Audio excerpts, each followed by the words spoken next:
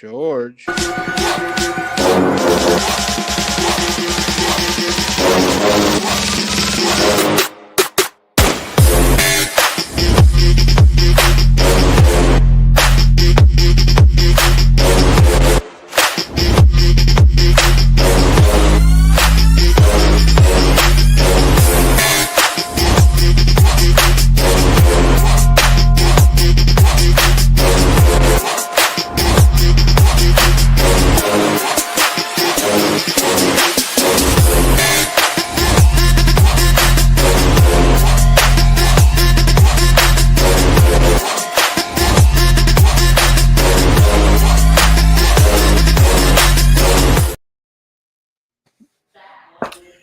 Welcome, everybody, to Dueling Aces for December 16, 2025.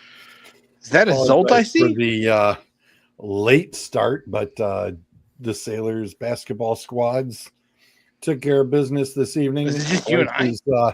Bryce's squad had to Can do you hear overtime again.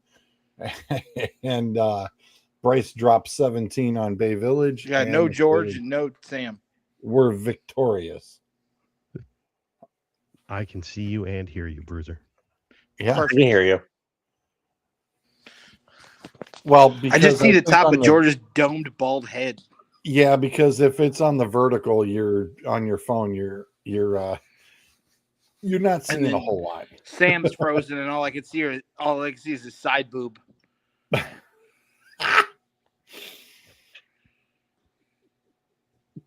So yeah, all three Sailor levels were victorious this evening, though. But we are here. But I'm at the gym getting ready for the Arnold. And that's our big dog. And resident wrestler, by the way, who I know once would really and had a lot of opinions to turn around and comment to Sam yesterday evening to fill him in on specific things behind the curtain kind of thing. So, Bruiser, please enlighten us on the John Cena finale. In your opinion. Yeah. Oh, and he just went, bye. It was that good. That was weird. I think he was. It's like when you see the vertical, this is all you see on the vertical. See, that's kind of the thing, is because you only see this much on the vertical. We're not quite. It usually just takes the centering of the camera. There we go. So yeah, ironically, that's why all you see is, as Bruiser said, Sam's side boob.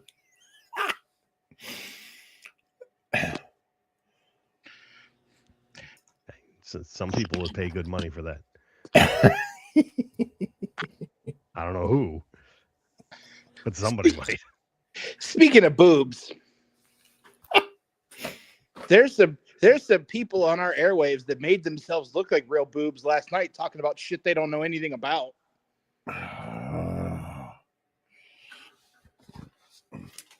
Yeah, it's floor is yours, sir. The floor is yours. I have listened to people whine and cry since Saturday about how that's not how John Cena should have gone out. That's not how it should have been. Triple H doesn't know what he's doing. If you think Triple H had anything to do with booking the finish of that match, you're out of your mind. Yep. That is 100% was Cena's call. Kurt Angle did it for Cena. Cena did it for Gunther. That's called doing the favors. It was done intentionally. And if you don't understand the point about Cena tapping out at the end, then you don't understand wrestling. I mean, the whole card was Cena's idea. Cena said he wanted everybody from, upcomers to turn around and be, and TNA. Wasn't there a rumor that he wasn't there a rumor in the beginning of this that he even advocated that he wanted to go on first. Yes, he did Yes. want to go on first. Okay. He wanted to go on first. He wanted Cody and Oba to be the main event because Cody is the champion and the champion should be the main event. Okay. Because I thought I heard that weeks before. I'm like, I thought Cena was starting this. No, he wanted to. He absolutely wanted to. My problem with the whole thing, with everybody whining about what happened, is that if you've never been inside a wrestling locker room or you've never been in the wrestling business, then you don't understand what happened, because it was very symbolic. Cena tapping out to Gunther was Cena not giving up on the match. It was Cena giving up his career. That was the symbolism of the end of that. He fought and fought and fought. He was in that sleeper hold 4 different times. Mm-hmm. And you came up against a monster you couldn't beat. That was the whole point. Gunther is not your prototypical chicken shit heel like a Dominic Mysterio or a Logan Paul or a Seth Rollins. He is a throwback to the guys like Nick Bockwinkel and Killer Kowalski and old school monsters. There wasn't a thing done in that match that disrespected anything that Cena had done in his career or Gunther. The fact that people sat there and chanted "fuck you" at him and all the stuff that they yelled at Triple H after the match, you guys are soft. You don't understand how it works. You want your feel-good story, and sometimes you don't get that. The whole point is to build the next generation, to do the favors, and Cena did that. And we know it's official because he left his shoes in the ring. He took his shoes off, and that was it. You leave your boots in the ring. Listen, about a month and a half ago, the Hardys and the Dudleys had one last tables match, and at the end of the match, the Dudleys handed their boots across to the Hardys. Yep. Yep. I saw that. When Half Hill retired, he left his boots in the ring. When I retired, I didn't have a ring to leave my boots in. I just took a picture of them in my bag. Like, it's not. I can understand why people are upset. I can understand it, but you shouldn't be. I wasn't. I wasn't No, at you all. weren't. But I've had people up and down just bitching and bitching about the it's neckbeards in their mom's basement who don't understand. And look, here's my thing. All I can say, I aired out what I had to say last night.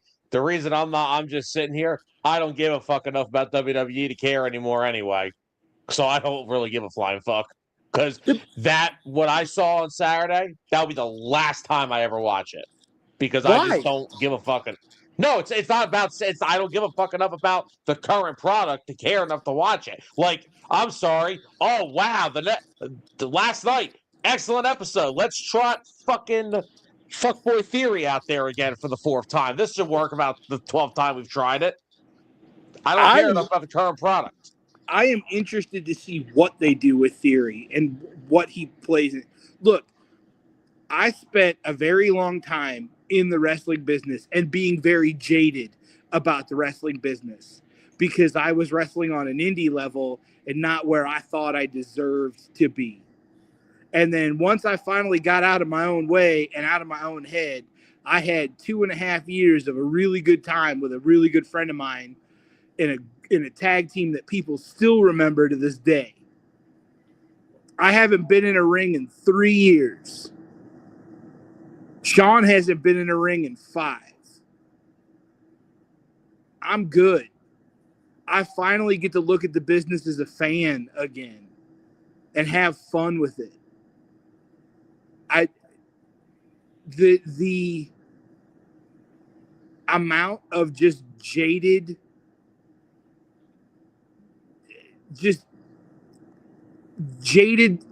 ideology toward the professional wrestling business nowadays is absolutely insane. What do you want? Like, you said something last night about TKO's booking this. No, Nick Khan may be at the top of the WWE ladder, but it's definitely from the creative pen of Triple H and Shawn Michaels and others. There's a process. Is everything 100% hit? No. But look, 350 in baseball is a great batting average. Or 300 in baseball is a great batting average. And you know what that is? That's 3 out of 10. If you can hit on a nationally televised wrestling product 3 out of 10 times, you're doing fantastic. They're setting record numbers for attendance and ticket sales still.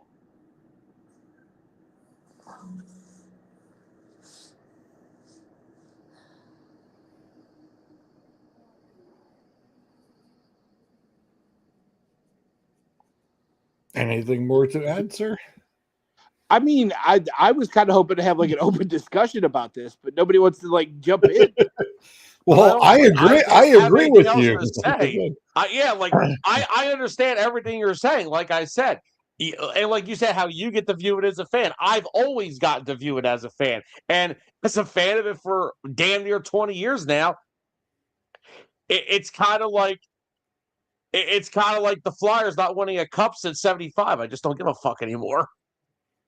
I'm not expecting anything, so I just don't give a shit about it anymore. And that's unfortunate though, because there's something something in it for everybody. Like, look, Dominic Mysterio is probably one of the best heels going in the business. Gunther is one of the best heels going in the business. You have Penta, who is an up-and-coming babyface, who is going to be an international star when he finally learns how to slow down in the WWE style. The fact that Rey Mysterio is still around, and I remember watching him wrestle in 1995. Some bitches never hit. He's one. He may outdo the Undertaker. You've got Obafemi and Cody Rhodes. The wrestling business is a dearth of talent right now. A very talented young. I don't want to cut you off, but I will say I have not gotten much opportunity to watch Obafemi wrestle on Saturday. Holy shit! Yeah, I agree. I was like, my God. I'll be honest. I understand Drew and Cody have what they have going on right now. I was more pissed that match ended in a DQ than Cena tapping. I was more pissed that match ended in the DQ. But I get it because, both champions, both over with the crowd. Why should somebody get pinned? I've been watching Obafemi for 2 years down at NXT. I have watched him throw people around like a rag doll. And Cody's no small dude either.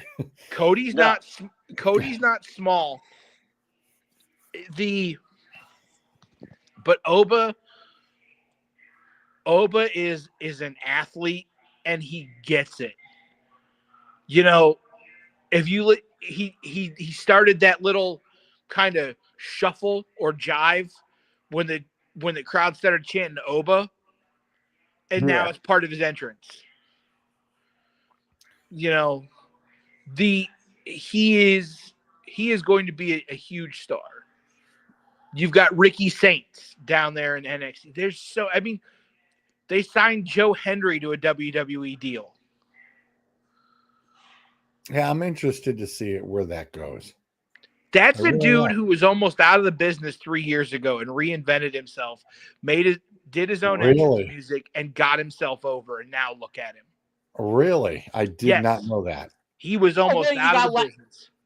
And that was the one thing I was like last night. We got into that subject, and my two Nimrods, as I call them, say they're getting tired of him. I'm like, How can you? That is how do hilarious. you get That tired of is- Joe Hendry? that's total entertainment. That's, as Paul Heyman says, that's drawing money. That's all you got to do is draw money. That's all you got to do is draw money, and that boy is. That's what I said about that. Yeah. I literally said that last night about Jey Uso because we were talking about how, like, I don't think Jey is. I wouldn't put him in my top 10 of the best in-ring performers. But guess what? As long as this shit fucking sells money, they don't give a shit. Yes, the drawing money. Daniel That's all you Bryan gotta thing. do is draw Exactly. It's all about drawing the money, baby. It's all that matters. There's tens of thousands of kids who come to the shows who are doing the yeet, no yeet. They've got the t-shirts. Doesn't matter. It doesn't matter. Exactly. All you got to do is draw money. And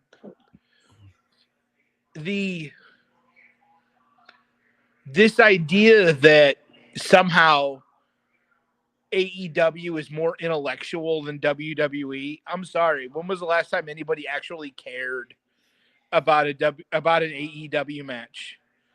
I've not heard anybody this upset about an AEW match the way that people are about John. Ariel Helwani went on a 20-minute rant about John Cena on a nationally televised show on Monday. One of the preeminent combat sports reporters in the world went on a 20-minute rant about John Cena and how John Cena deserved better. When was the last time anybody did that about AEW? I haven't watched anything related to AEW probably since. Well, I haven't been fully invested since the first All In, which was the one that Punk and Jungle Boy whacked each other off in the background in the backstage area, and probably haven't watched something in full since the night Edge made his debut there. And no, I will not call him by his crappy 8 other names because he is not. He is Edge until I'm dead. So that's probably about 2.5 years going. Listen, Tyler got on my shit list last night talking about how Edge is going to show up. Edge isn't coming to WWE. He's not showing up. No, he can't. First of all, he's under contract. Second of all, John Cena has said over and over, he's done. He retired. Yeah. He's not coming back. And I forget.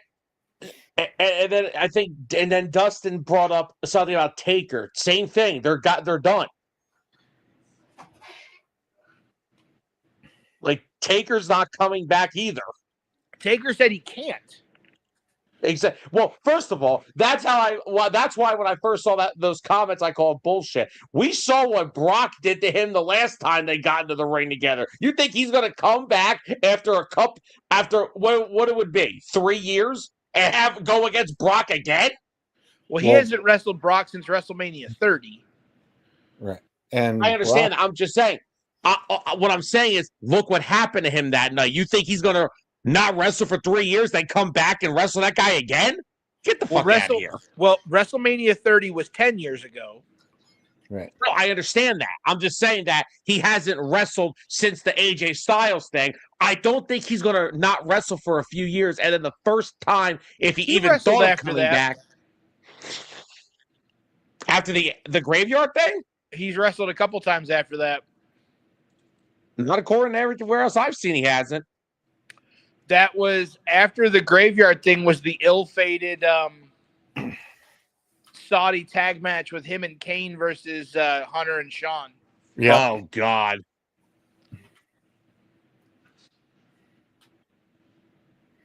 Yeah, that didn't go over well. I don't even... Look, That's tough. That's tough. Taker has said that because of his surgically repaired hip and knees, he can't wrestle anymore. He takes a bump, he could blow his hip and his knees apart. John We've Cena known that said for a long time. listen, John Cena said once he's done, he's done. He's not gonna Yeah. he's not gonna come back. He's not gonna disrespect the retirement like that. Shawn Michaels did the same thing. He came out to do the one off in Saudi. I heard you guys talking about Austin last night. Austin did a run in at WrestleMania 25 in Dallas, and then he had the Kevin Owens street fight. It wasn't a match per se. They're still Oh, yeah, retired.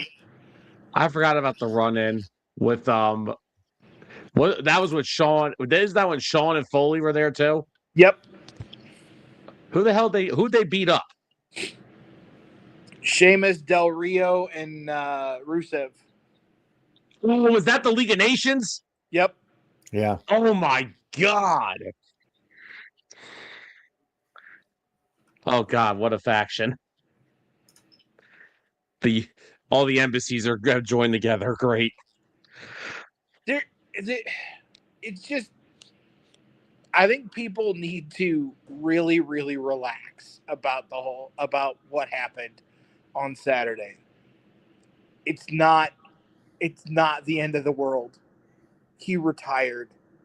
He tapped out to one of the best heels going in the business and probably one of the best professional wrestlers that have been in the ring in the last 2 decades. He made a star. The amount of heat that Gunther has at the moment is absolutely astronomical. And I guarantee you he's probably going to win the Rumble this year. Because Cody needs a monster heel. And guess what? Gunther is it. Yeah, and whoever they put with Punk is what it is. I don't know if that would be one of the two. Of one of our two former Shield boys or not, but That's probably out for another 7 to 8 months. so it'd probably be Roman. I think it's going to be Punk and Roman at WrestleMania. I'm fine with that. I've heard it's Punk and or it's Punk and Logan Paul.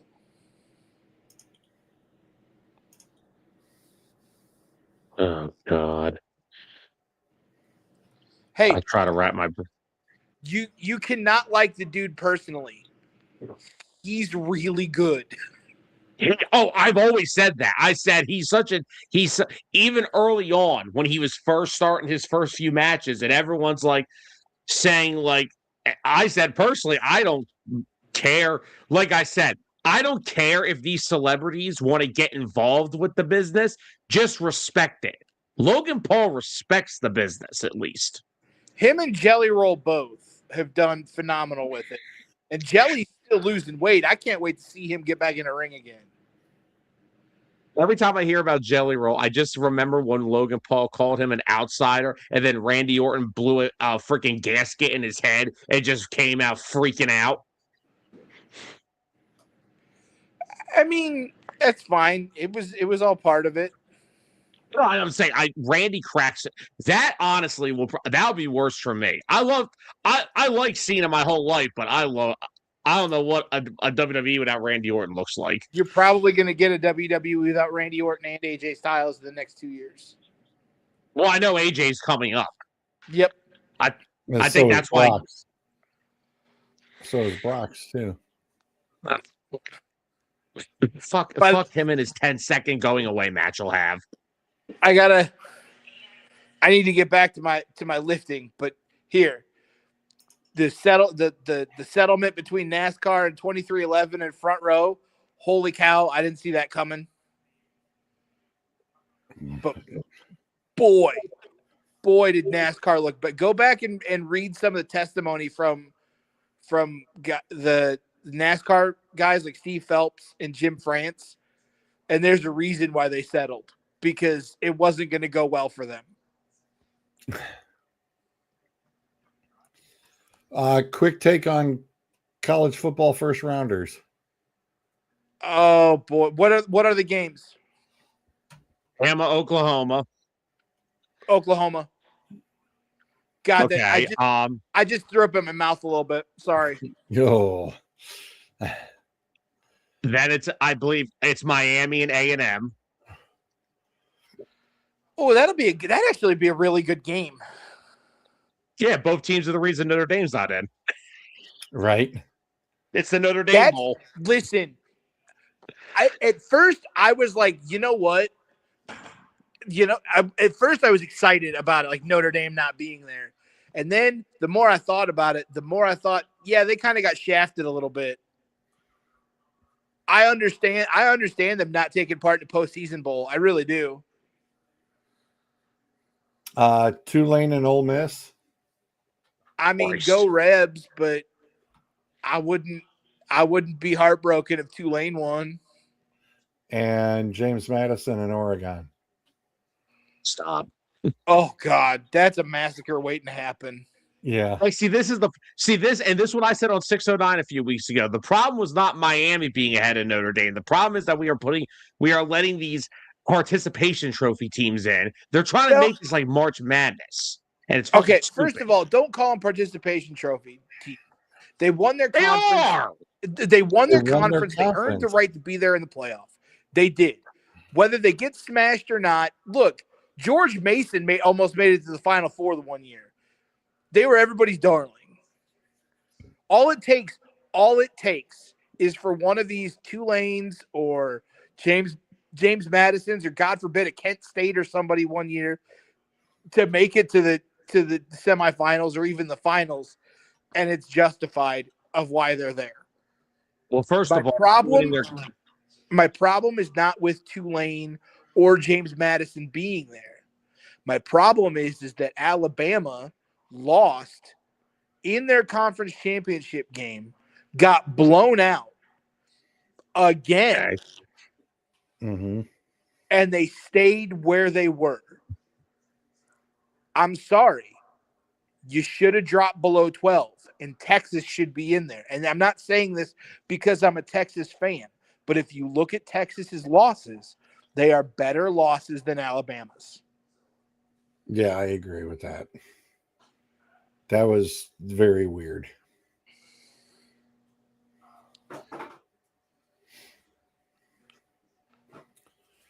All righty, sir. Well, we'll let you get back at it. Thanks for jumping in, as always.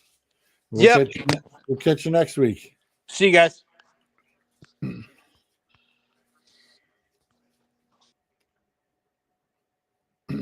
First of all, hold on a second. Hold on a second. Did you really got? If we're talking about conferences, first of all, again, who the fuck cares that JMU won their fucking conference? Duke won their conference. They're not in it. So what the fuck's winning your conference mean? Shit. That doesn't mean anything. Oh, don't worry. They'll change the rules again next year or the year after. I'm sorry. Next year is Notre Dame's automatic in. That's right. No, it'll be in 2 years. No, they're going to just add 6. They're going to make it 16 teams in a couple of years. Watch. They're going to. You can listen. You're going to. You have to have. I know it is. You are going to have this one of two ways. You're going to get one of two ways with this. Either you have to say sorry to teams like JMU and Tulane because once again, they don't give a shit about these small conferences. They give a shit about the ratings of the games. Oregon and JMU, no one's going to give a shit about because everyone knows who's going to win. Tulane and Ole Miss, same thing. You're either going to have to say the best 12 teams get in, no matter how many SEC or Big Ten. I'm sorry to all the other conferences that your conference suck. Or you're going to have to say, okay, well, we want to make sure we're fair to the conference winners, but we don't want to have more situations where 11-win BYU and 10-win Notre Dame aren't in, but 9-win Alabama is. So they're going to add 16. They're going to go to 16 again, and then everybody will be happy. And Alabama will have 4 losses and still get in the goddamn thing. Alabama could be sub 500, and they'd find a way to keep these sons of bitches in striking distance. I on the string. I want to know what my team is. I don't want to. There it is.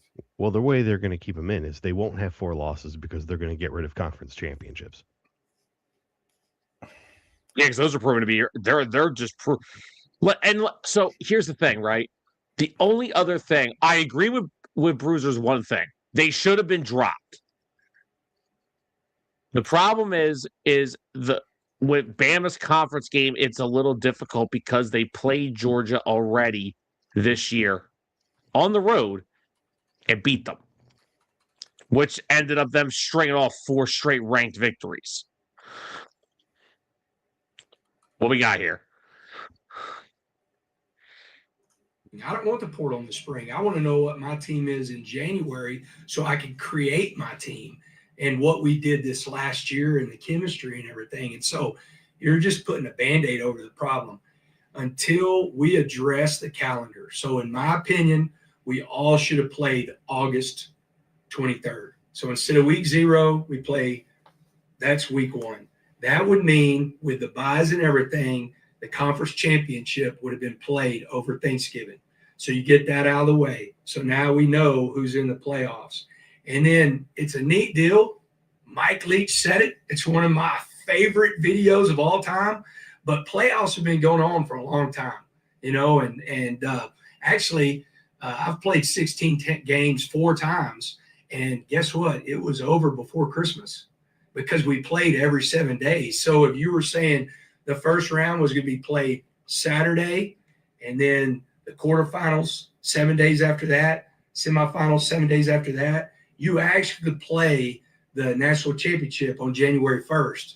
And then the portal would open on January 2nd. So the season would actually be over. So until you do that, we're still going to have this. And then the other thing, nobody's going to want to hear this coaching-wise, but I'm at a place that I'm going to be for the rest of my life, so I don't really care, But if we're going to be like the NFL, to where everybody's saying that, in the NFL, there's a tampering for coaches also, and there's a penalty. And so, hey, if you're going to leave your team that's in the playoffs, maybe your team that you're going to is not eligible for the playoffs the next year. Maybe that changes some of the things. Or, hey, you're going to leave your team for the playoffs. Nobody from your past team or your team that you're coaching at can go to the team that you're going to. That they're not eligible. They can get in the transfer portal, but they've got to go somewhere else. They can't follow you. Until there's some penalties in that, we're going to get the same thing over and over. I do think the biggest thing that we have to address, and TV's got to get behind this because they've already got this mapped out with the quarterfinals and all this stuff. We've got to push the calendar up, and we've got to get football out of the second semester. We're not supposed to be playing college football on January 19th. That should be over at the very worst of where it has been in the past. I still think that's too late, and the calendar can change that. We've talked about the calendar. When I saw this, and granted, I know it's been a little bit, but he brought up some really good points. No, he's spot on because they need to actually have a quote unquote off season to where all this stuff happens, where coaches can go somewhere else they want, and the transfer portal opens up, like he said, and then it's kind of like a free agency. Well, the calendar, like you said, it used to finish January 1. Excuse me. It used to finish January 1. That was it. You were done. You had the New Year's Eve and the New Year's Day bowl games, and then that's it, boys and girls. Game over. That's the way it used to be. And I agree. I like the fact of you play week 0. Dave? No, I like what he's saying. The schedule is completely out of whack. So that would definitely be a fix. I would also move the portal back, keep it in January, but have like a 1 to 2 week gap between your final game and when the portal opens. Give guys time to actually think about how their season ended and things going forward. Because it is hard, even if you're going into the portal, they got to remember transferring from school to school, you got to move your academics. You're sitting there, how you have to change up scholarships. If there's NIL involved, there's different monies going back and forth. You have to turn around and change up that too. It's not like you get to take what you had with you. It stops there. It don't get to go with you. Sorry about your luck. The new school takes over. There's a lot that has to go on, and they just think, oh, it's boom, here we go. No, I totally agree. I totally agree. The interesting thing he brought up was none of your guys can follow you. And I was like, ooh, isn't that a tricky, slippery slope there? That's really interesting. I mean, Sam, James got fired from Penn State. So I think that would have to be an exception to that rule. Is okay, say there were a couple of guys who are loyal to Franklin and want to jump out of Penn State and follow Franklin. I'll give you even a better example of that. You're talking about that, and we could just bring up Matt Campbell. Matt Campbell's already brought over like 4 or 5 coaches from Iowa State. He brought his defensive coordinator, who right now is currently not the defensive coordinator of Penn State. He hasn't got a title yet. He brought his offensive line coach. He's bringing over the wide receiver coach. He's bringing over the quarterback coach. Players. He's talking players. We're talking players, not staff. We're talking players. Oh shit! All right, that's what we're talking about. We're talking players. The players are not allowed to follow him in the portal. It's like you can go into the portal, but you can't follow that coach. Fun fact: fun fact: only one of our players so far has entered.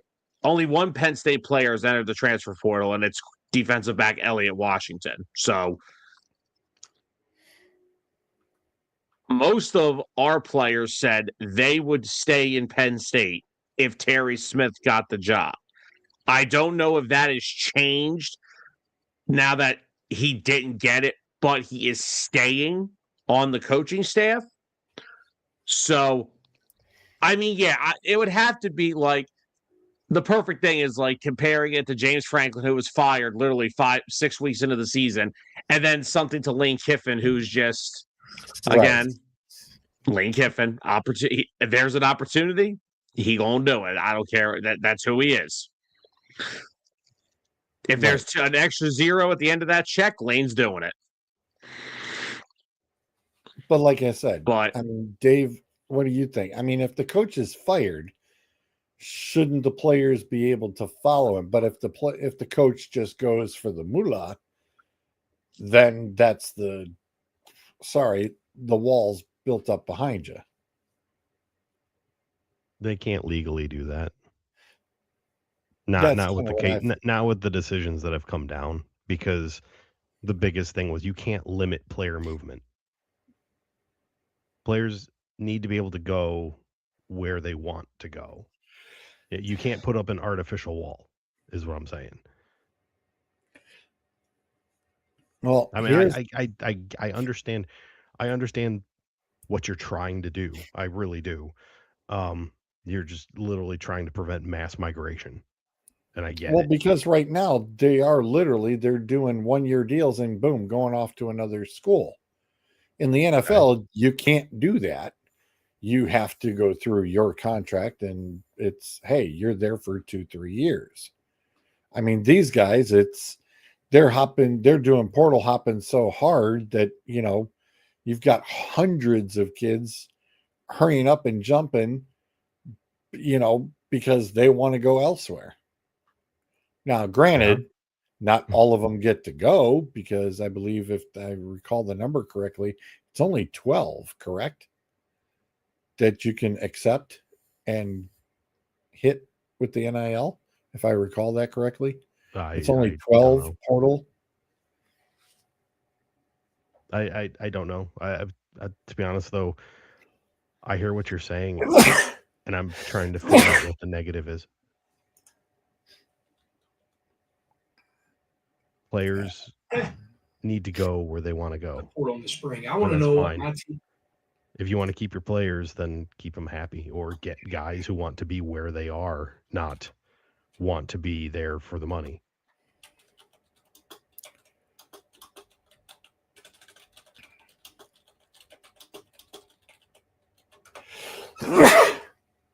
Bless you. Thank you.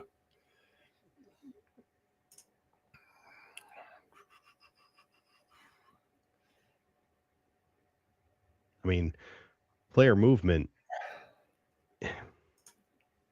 it's accomplishing what people had hoped it was going to accomplish, which was spread the talent around. Hello, Duke. Duke just won their conference.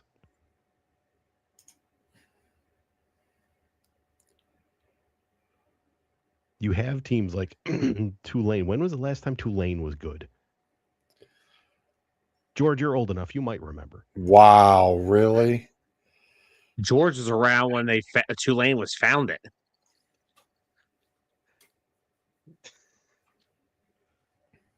And God bless whoever mentioned Kent State and the playoffs. My God. That was Bruiser. I think we're safe. Is there any NFL player that is an alumni at Kent State? Kent State, I guarantee you there is. I'm going to go look.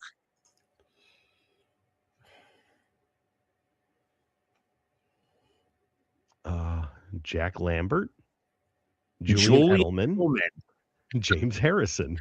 Wow. Devontae Walker, and guard Brian Winters.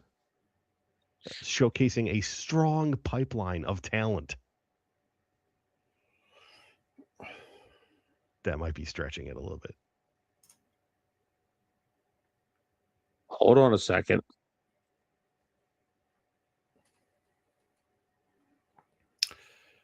As I'm trying to find that, it also turns around and as the student who enters the portal automatically loses their full scholarship from that school.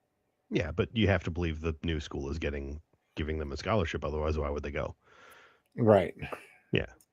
And that's the way it should be. I mean, you are divorcing yourself from the previous school and going to the next one. It also says, additionally, not all schools will offer aid immediately. True. But I mean, that's why you talk to the schools beforehand. Risk. You're not just...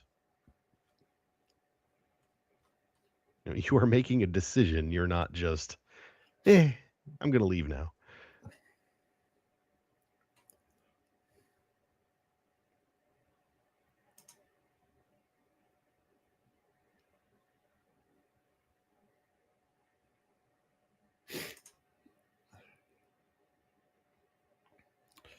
Still trying to find. It is not giving me anything specific. Every time I go to one specific one, it does not tell me.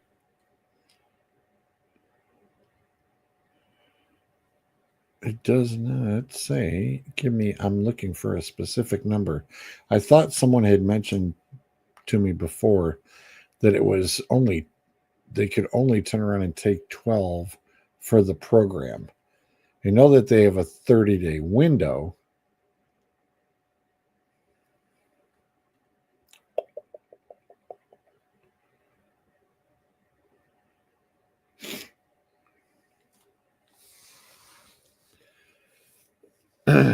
It said, as an example, the 2024 year, 10,569,000 undergraduates and 4,506 graduate students entered the portal that year in all sports. That's a lot of kids. It is. And I'm sure primarily a lot were football and basketball being the Okay. highest. So this is real simple. Because that many kids are entering the transfer portal, I think the transfer portal needs a commissioner. Ladies and gentlemen, somebody call Philip Rivers. He's busy. Okay, then Sorry. call Antonio Cromartie. He's very busy. All right, call Tyreek Hill. He ain't busy. No, not him either. Wrong. He got time on his hands. Yeah, it's no. That's no. Don't want to go there. Although, not Sam, I want to thank you. It's a beautiful segue. Oh, shit. Each team's starting quarterbacks the last time Philip Rivers played. We can knock this out, guys. This is an easy one. Oh, come on, let's do it. This. You'll Let's get this, do it. no issues. Can we just kick it off? Just wherever you want to go. Green Bay is Aaron Rodgers still, right? Green Bay is Aaron Rodgers. Yeah. Okay. So this is Now- this is simple. This is 2020. So that means that Joe Burrow for Cincinnati, Justin Cincinnati? Herbert for the Chargers, Okay. and Tua on Miami. Okay, so last time he played, perhaps somebody was injured that week. Or was that a year somebody got hurt long term? It was not Justin Herbert for the Chargers. Tyrod Taylor.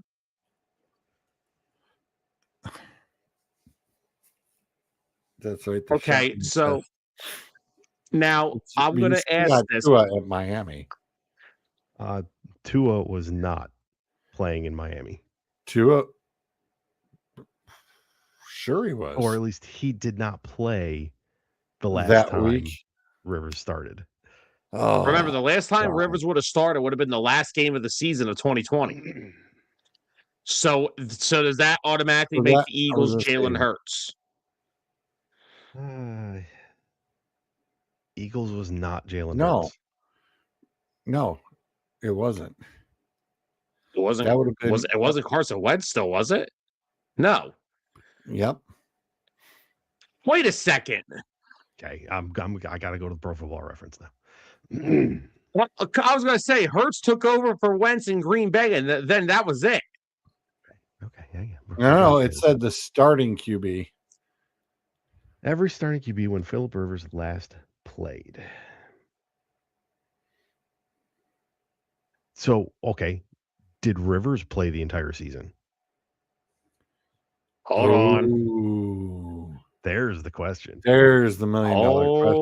Hold on a damn second. I got it right here. He played 16 games.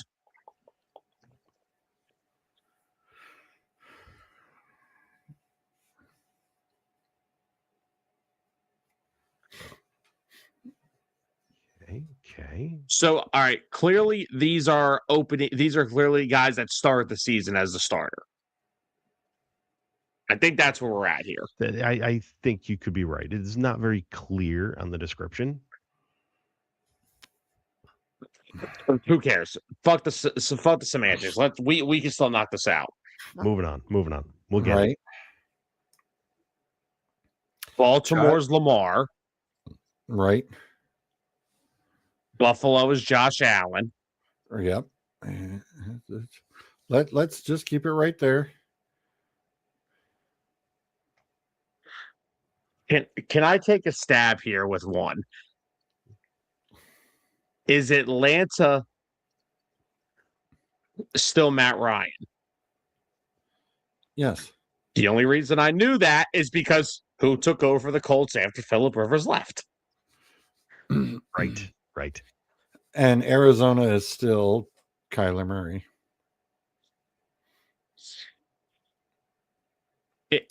Is Houston still massage boy? Yes. Okay, I'm just making sure. Cleveland will be. Yes, he was good then. Why are the Indianapolis on here? It was Phillip Rivers. Oh, well, trick question. Mayfield was question. Cleveland. Mahomes for KC. Put Dak up in Dallas. There's a song that sounds a little too familiar for what you just said, George. So be careful with your wording, please. It was Stafford in Detroit, correct? It was Stafford in Detroit. Which so Goff is in LA. At the Rams. Yep. I'm going to take a stab at Washington. Okay. Is that Taylor Heineke? It is not Heineke. Alex Smith. It's not Alex Smith. What? What kind of hints can I get here? Because now I'm really confused. I could give you one, but it would give it away. I mean, all right, fuck it. I don't want it then. Wait, hold on. Yeah, all right, I'll come back. So many other places we can go. I'll go back to Washington. Is Tennessee Tannehill still? It is. Right. And Seattle is Russell Wilson. Yes, back when we could trust Russ. Is Tampa's not still Winston, is it? It is not. Who the hell was between? Oh my God, it's fucking Brady. Dumb ass. San Francisco, is that MVG? It is MVG. You know, that's the only time I'm ever going to admit that, right? Jimmy Garoppolo. Oh, I was just like, who the hell is MVG? What is wrong with you? Sam, before you came in to this, that was the running joke that they would pull on me, is it was MVG. Yeah, the guys would get on me about the 49ers QB, and they would keep calling him MVG. So, yeah, I pretty much knew that one. Yeah. Is Pittsburgh Ben still? Was that Ben's last hurrah? Pittsburgh is. Roethlisberger. I think that's right. Yeah, close enough. Giants should be Eli.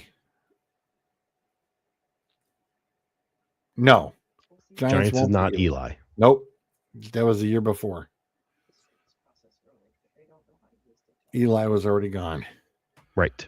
Who took over after Eli? Come on, Sam. You'd know. Who took up after Eli? I'm a fucking Eagles fan. I don't follow the Giants. This is 2020, Sam. You were alive. Unlike a lot of these, you were alive.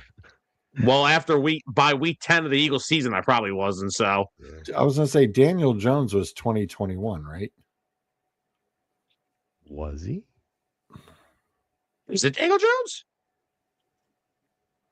Really? Oh shit! Okay. I don't remember seeing his rookie card. Is New England Mac Jones? It is not. No. Is it Cam? What a year. No. That's Drew Brees. Yeah, I would say Drew was still. Yep. Minnesota's Kirk Cousins. Kirk Cousins is, Cousins was in many. Yep. Vegas is Derek Carr. Yeah. Told you we can knock these out easy. Is Chicago Justin Fields? No. It's no, it's the other Schleppy who got drafted and sucked. The Bears moved up in the draft to trade him. Who'd you say, Tim? Trubisky, Mitch. Yeah, Mitchie. It's Mitchell. He didn't like being called anything else. You watch it. You're right. I need Mitchell to. Trubisky. I'm trying to remember who was at Jacksonville before Trevor Lawrence, because Trevor Lawrence was 2021. Is that CJ Beathard? No. Oh God.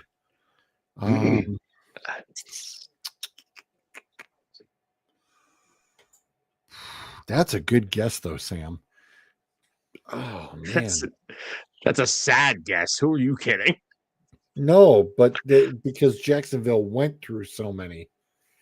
I'm trying there, to think who was just before Trevor. Well, it's had to have been somebody. No, it's a no-namer.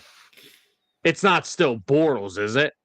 No, it is not Blake Bortles. No, Okay. it's Well, I mean, it's dude, one they of were those. just. No, it's one of the journey. It's a journeyman, dude. And Speaking of journeyman, is Denver Jarrett Stidham? No. What the fuck was there before Russ? it was well God, before Broncos quarter. God, Broncos 2020. quarterbacks suck. Oh, they had a rough period of time there. It's not Sam Jarrett Stidham. Darnold is the Jets, correct? Yes, that is correct. Okay. Good guess, George. It's you got to kind of think the 2020. Oh, only 5 to go.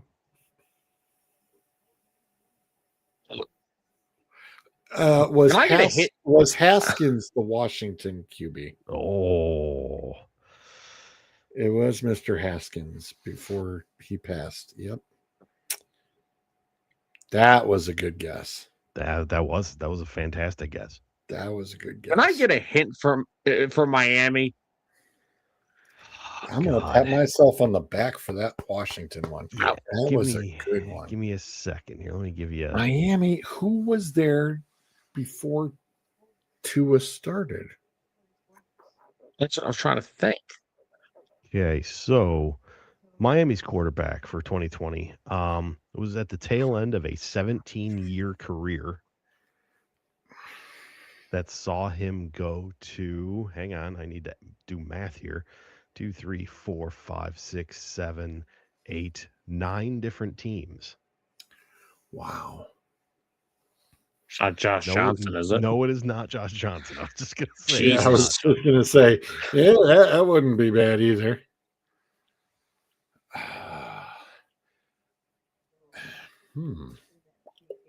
Originally drafted by St. Louis.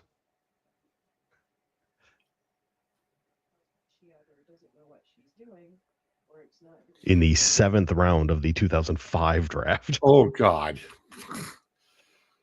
Yeah. Out of Harvard. That's a hint, guys. I don't have a Harvard education to figure this out.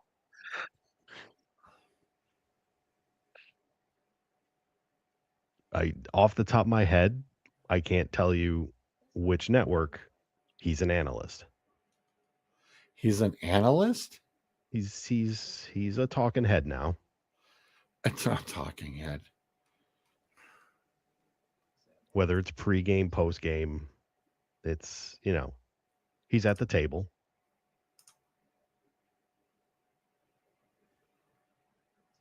Oh, this is it's magic. Yeah. It's magic. Oh, Jesus. Oh, okay, there's 2 of them. Okay. All right. Okay. Now let's get down. All right. That one almost hurt a little bit.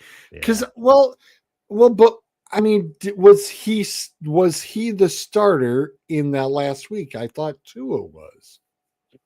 Well, I think we've kind of decided this is starter for week 1. Okay. And he started 7 games that year. Yeah, because if this was anything outside of the first half of the season, then the answer for the Eagles will be Jalen Hurts, not Carson Wentz. Right. All right, so now we got Carolina. We got the tough ones. That Jacksonville one's really. We can focus on Jacksonville. Hang boiling. on. Let me pull up that one's stuff. really boiling me right now. Andy Dalton's not the Panthers, is he? Andy Dalton is not the answer to any question I will ever get. No. Um, Andy was still in Cincinnati. He was Okay. still in Cincinnati So backing Joe Burrow. in 2020, it was his second year in the league. He is still technically in the league in Well, his 7th year.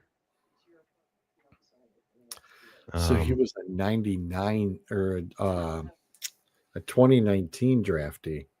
Yes, drafted by Jacksonville, obviously. He is on his 5th team in those 7 years. Where's my Jacksonville stack of cards? Damn it. Try to cheat and look through my football cards. Went to 3 different colleges. Where was he drafted? What college was he? Hang on. Started at Northwest Mississippi Community College. Went to East Carolina. And then ended up at Washington State. I believe, actually, now that I'm looking at this, he was undrafted. Because I don't have any draft stats.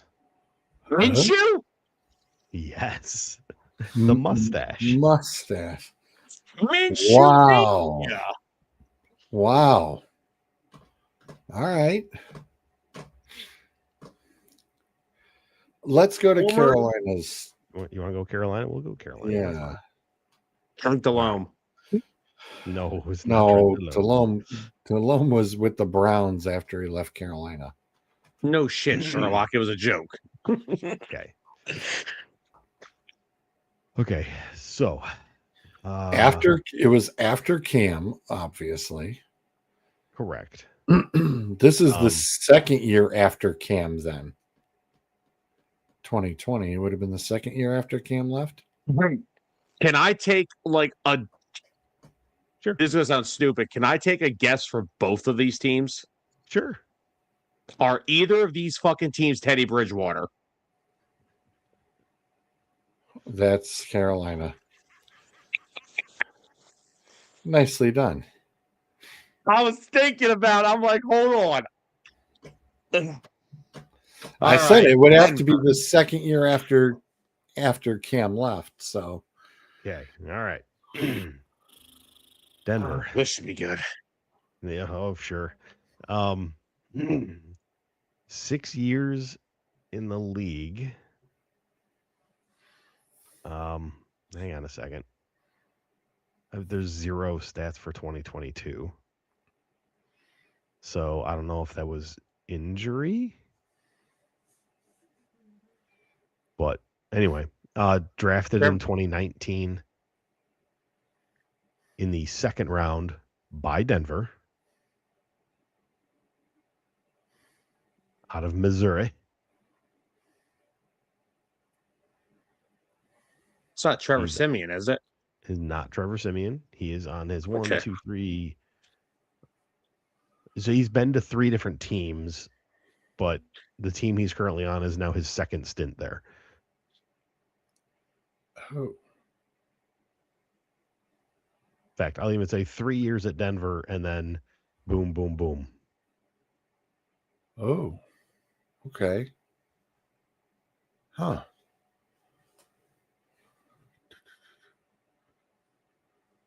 I have no idea who this is. Started 5 games in his rookie year, 13 games in 2020, only 3 games in 2021 where he went. Anthony Campi, Russell Wilson is there at Seattle. Phillip Rivers, this is the Denver starting quarterback, and this is 2020. You said he came out of Missouri. Yep.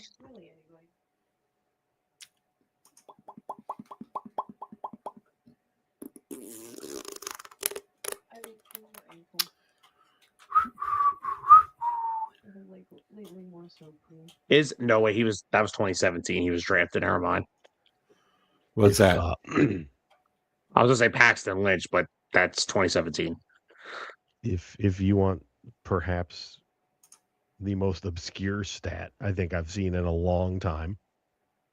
In 2020, the year we're talking about, he actually had the longest completed pass in the NFL at 92 yards. You know what though, Sam? You got to be right, because Bridgewater, didn't he get traded to Denver that year too? Yeah, but he said this guy was drafted by Denver. Teddy Bridgewater wasn't drafted by Denver. Denver drafted this guy that we Right. can't think of. So who the hell?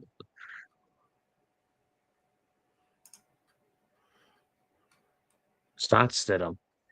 It's not freaking the other dude that I said. Also in 2020, he led the league in passes intercepted at 15. Drew Lock. Yes. Son of a bitch! Okay, that was it right there. It's like give up the most interception. Yeah, that's Lock. That boy. Yeah, it was called lockdown for a reason. Yeah. Drew lockdown. Yeah, unless you were James Bradbury in 2023, some bitch had a 158 passer rating in the fourth quarter because of that son of a bitch. That was like, because I remember Drew, Teddy was when you mentioned about him being in either place. I was like, so Teddy was there later on, and yeah, it was just trying to figure out who the hell it was beforehand. Yes, Anthony, he did. In fact, that's the team that he's currently on now.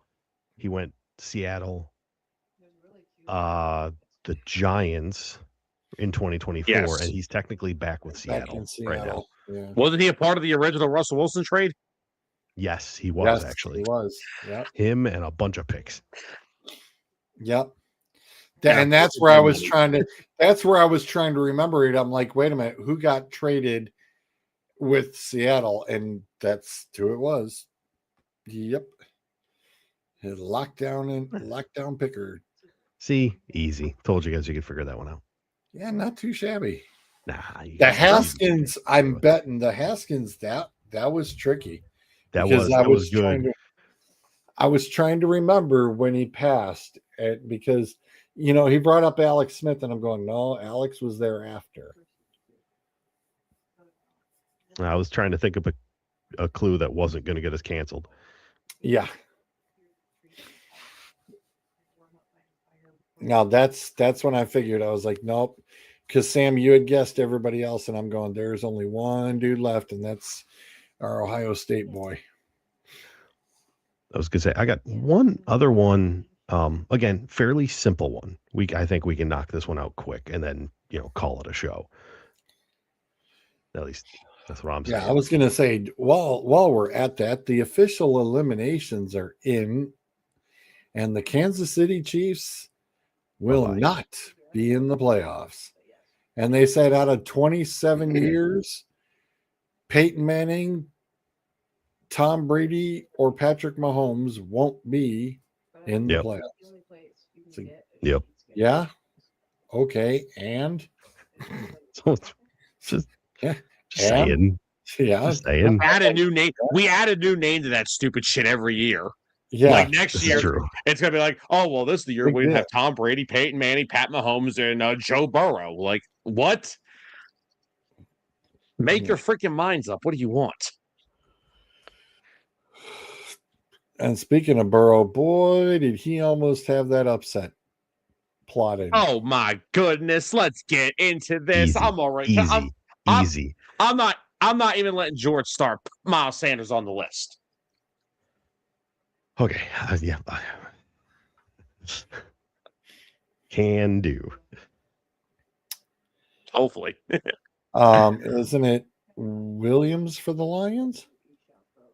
Yes, it is Jamal Williams.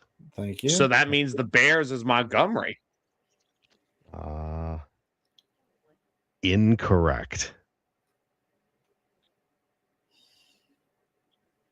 Oh. Excuse me? Yes.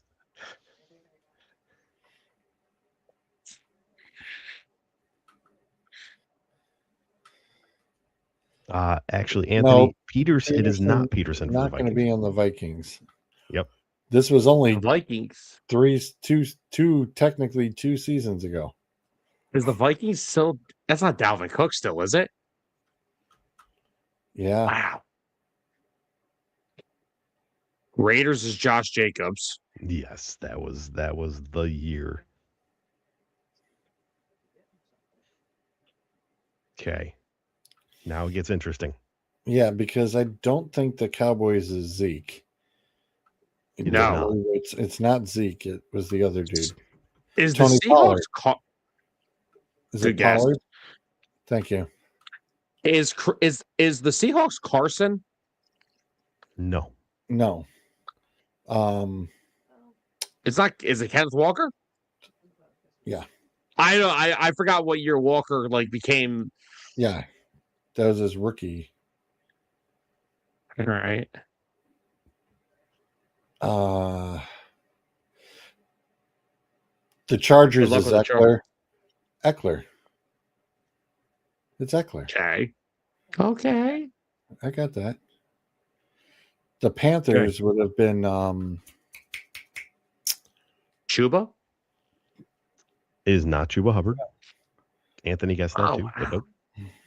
Wow. Now keep in mind, this is That's- after McCaffrey gets. Yeah, this is after McCaffrey left. So McCaffrey took yardage away from this person.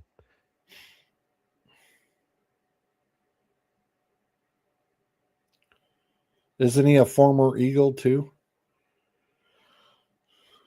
He's gonna make me look this crap up.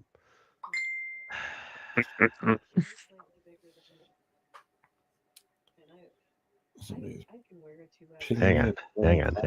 What the hell? No, this player is not a former Eagle. Oh, Jesus. Tomorrow night on Talking About Balls, we have the ACL addendum. God. Well, there isn't going to be much to talk about tomorrow. Okay. Panthers. What the? Okay, so not on a roster this year. So his last year was last year. Played His in like seven seasons. Year we're talking about 2022 was his only year with Carolina, and he played in all 17 games, but only started 9. That was his third team at that point. Drafted by Houston originally.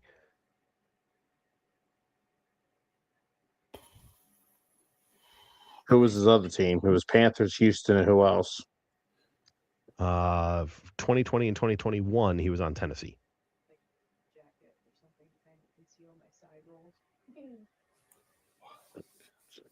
Showing off my body. Damn.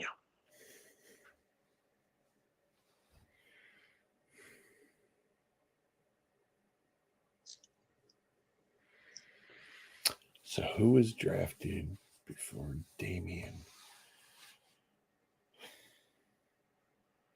Who was on before Damien? I will say his career at Houston. So the year he was drafted, He was like the third. He played in 10 games. Yeah, he was like the third running back. 327 yards. Yeah, he was the third running back. His second year in Houston, he got hurt. He only played in 1 game.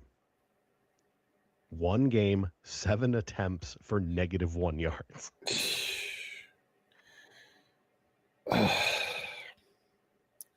Dave, this is when we both went, oh God, the Houston Texans, they're not winning.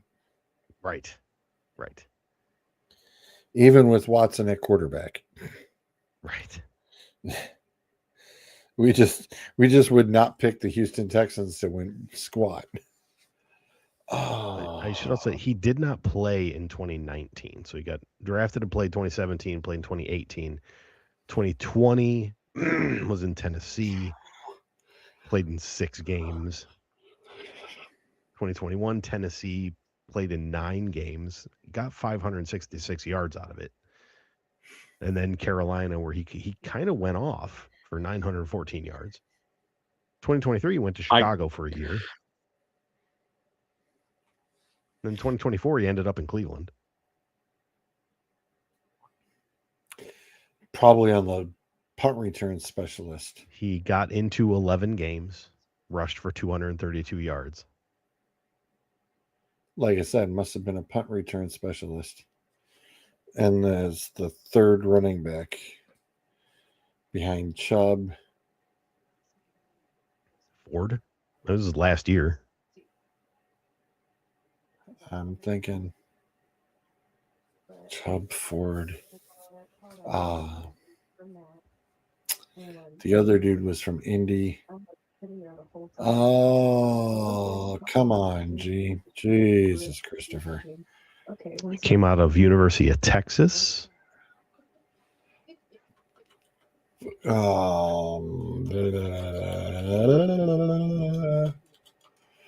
Trying to think if there's literally anything else I can give you. I have no idea who this is. I know that if he was on the Browns, I know his punt return, but I'm giving up on this one. That's fine. The only other thing I can give here is on the transactions. So April 5th of 2024, he chose free agency, and then he elected free agency and signed with Cleveland. He was then released August 27th from Cleveland and signed 2 days later back with Cleveland. Which that sounds like he got signed back to the practice squad. That'd be my guess. Okay. Give me his team. Give me his teams again. Okay, his entire team thing. Okay, so 2 years at Houston, 1 at Tennessee, 1 at Carolina, 1 at Chicago, 1 at Cleveland. What year was he drafted? 2017, drafted in round 3 by Houston.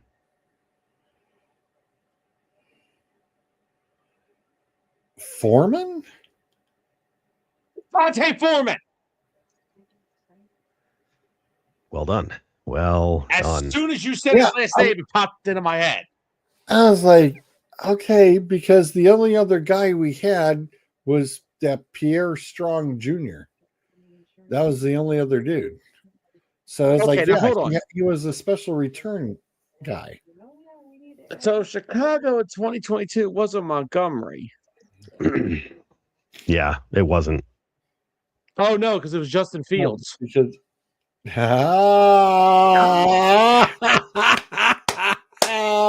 way to go, Sam. Way to talk yourself into it. You know why? Because good. I remember this was the game. That was the year we played them. Jalen Hurts hurt his shoulder in this game, and that son of a bitch ran for like 180 yards on us. Really nice end to the year. Yeah. And no, because I'm pretty sure we did like we did another rushing yard stat where he was the answer, like months ago. It wouldn't surprise me. And again, the guy can't throw the football, so what else do you want him to do? Well done, gentlemen. I'm very proud of you. Y'all did fantastic.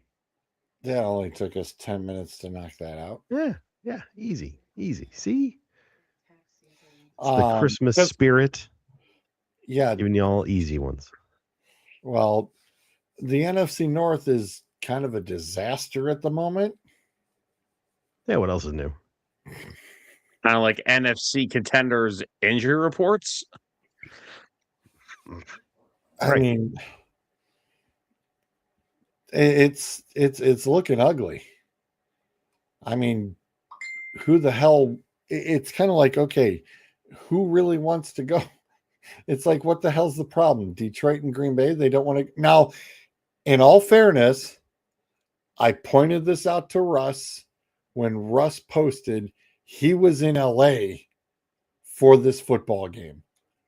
Sam, our friend Russ, comes and plays poker with us after we do our draft and everything. Very good friend.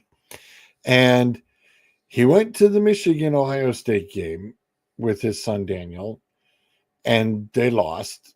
He had went to another Lions game previously. They lost. And now he traveled to SoFi with his son.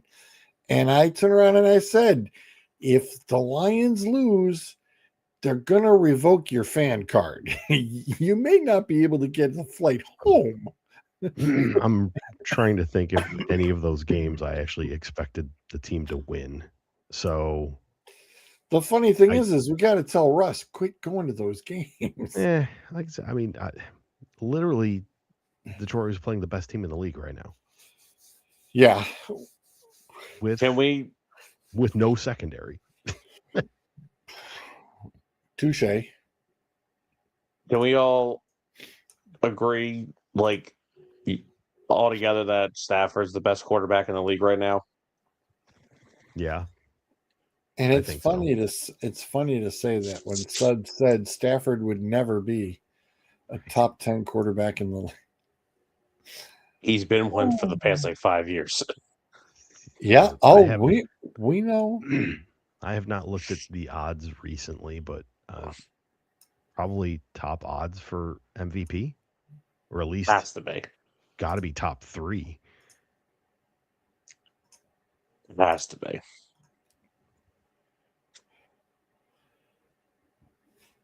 So this is the way things are looking at the moment. The Steelers won. The Ravens, it's going to be kind of hit and miss. I still think Indy could kind of hang around, but really that top 7, I don't know if that's going to change. I really don't.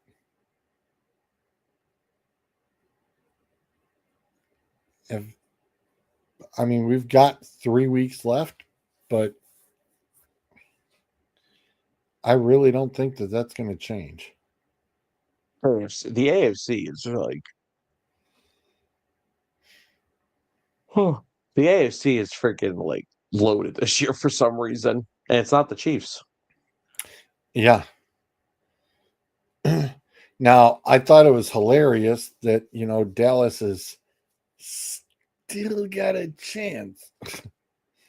But my God, what an awful disaster that football game was against Minnesota. Overall, that he has outstanding. Yeah, Dallas's chance is, I think it's calculated at 1.7% of getting. If the Eagles win Saturday, it's over. The Dallas Cowboys defense made JJ look like a god. You got to be kidding me. The 1% chance for Dallas literally is one. There's one scenario. They have to win out and the Eagles have to lose out.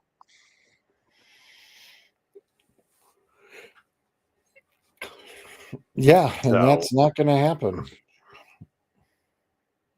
No. We'll probably, it'll depend. If we win Saturday against Washington, it's over. I don't know how the game in Buffalo go either way, because both the Eagles and Bills are literally the definition of Dr. Jekyll and Mr. Hyde. 1 week they both look amazing. Next week they're losing to freaking teams they have no business losing to. And then the final week against Washington, we have to see if that even matters. Like if anyone's even playing in that game.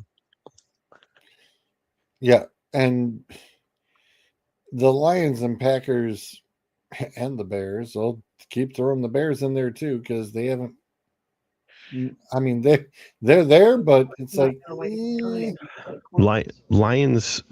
Okay, the Packers is not the goal for the Lions. The tie is the only thing that is going to hurt the Packers. Honestly, Detroit is not looking to catch the Packers; they're looking to catch Chicago. Yeah, the Detroit has to win out no matter what. Yeah, basically. But at the same time, they need Detroit. They have the game against Chicago at the last game of the season. So they need Chicago to lose one, and then we beat them, which is certainly possible. The Packers, though, the problem is, they've already beat us twice. So. And they lost a very important defender. They did. They lost a very important defender. And that offense, well, you heard Annie. She's kicking and screaming and pouting and whining, and Yeah. I thought it was hilarious. Well, I mean, you're basically back to where you were at the beginning of the season, so it's not like you were nothing. Because the thing is, Micah Parsons masks a lot of problems that Green Bay secondary has. Mm-hmm. Outside of Xavier McKinney, that secondary is not very strong, but you can mask that when you got guys like Micah Parsons because they get after the quarterback and they get after them fast. Now you're back to Rashawn Gary, who nice player. He's not Micah Parsons. And Luke Van Ness has honestly been a disappointment. So unless one of those two are going to step up big time in the next few weeks, I don't see yet. Because I'll tell you right now, if their defense starts to break down, that offense is not consistent enough to withstand it. Yeah, and this is the second of the Green Bay Chicago, and that could get interesting. That line at 1.5, it basically tells you it's a pick 'em. The one that surprises me though is that first one on Thursday night. The Rams at 1.5. Real interesting. Short. Well, I mean, short weekend. It's not like Seattle's nothing, right? Right. Oh yeah. No, I don't disagree. But I was like seriously surprised. But I was like, okay. I mean, they did almost lose to a senior citizen. Right. Yeah. They're kind of like, what? Going back to the North, I just, obviously the Lions need somebody to lose twice. The Chicago Packers play each other this week, so somebody's going to lose that. You guys have unless we've got the Steelers, but it's at home, so But what if the Bears and Packers tie? Oh God, that's honestly that might eliminate us. I'm not terribly sure. That would be odd. It would be odd. That'd be very odd. I mean, Sam, like I said, why would you even breathe that into existence? I mean, like you said, the Lions have to win out regardless. Yeah. So beat the Steelers. And you need the Chargers to beat Dallas, which I think can definitely be done. I don't care about Dallas. Honestly, you were talking about that the Eagles win eliminates Dallas. I think we win any of our 3 games. I think that eliminates Dallas. So I'm not worried about Dallas. Dallas is there. It's done. Do you see this point spread right here? Woo! 14.5. Houston over the Raiders. Yeesh. The Raiders, and that's a Houston team that eat. Damn. I mean, Houston is just playing incredibly, especially their defense, and the Raiders are playing like they're a looking. High school team? No, they're playing like they won a Heisman Trophy winner at quarterback next year. True. Diego Pavia? He would fit Vegas perfectly, don't you think? No. They're going to take the Mendoza kid. They're already talking about how he's tanking his own draft stock. But it's perfect for him because the Raiders don't like quarterbacks that aren't at least 30. Isn't he a 30-year-old already?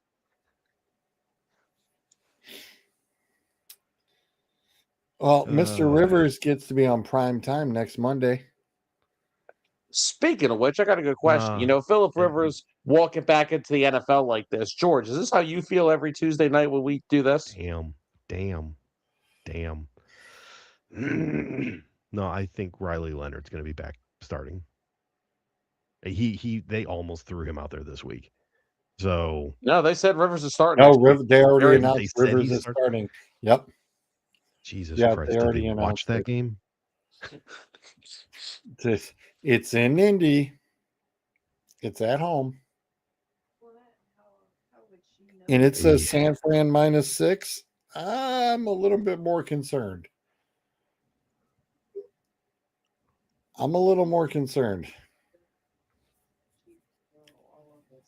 Shedeur Sanders did pretty good against San Francisco's defense. Okay. Sure he did.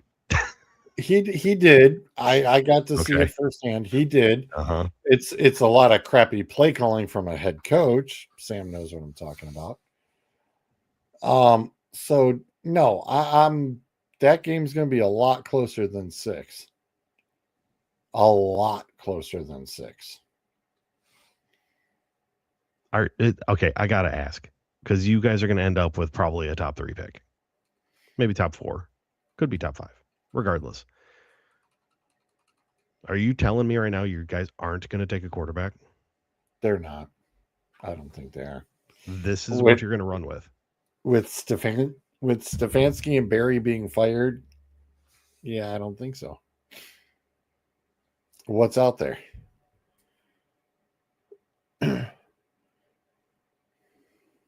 I'm just saying, you're comfortable with Sanders being your quarterback next year. Yeah. Why? Why not? Completion percentage? I'm sorry, he can see over the line. But he doesn't throw over the line. Oh, Dude, he can if 70% of his passes this past week were screens.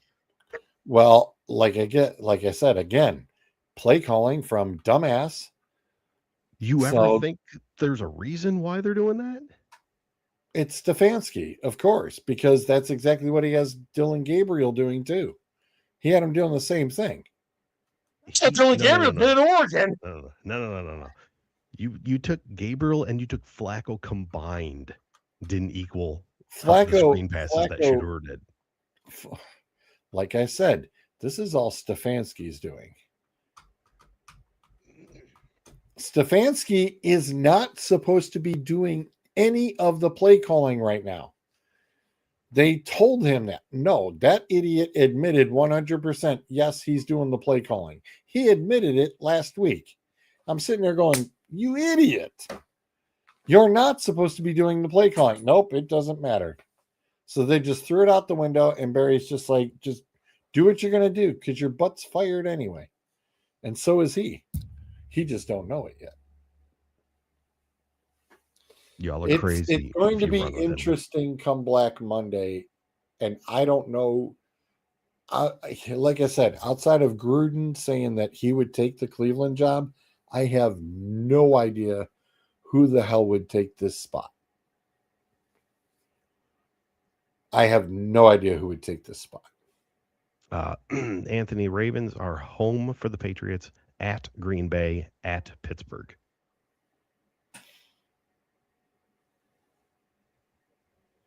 And that's scary to know that the Ravens could probably not be in the playoffs.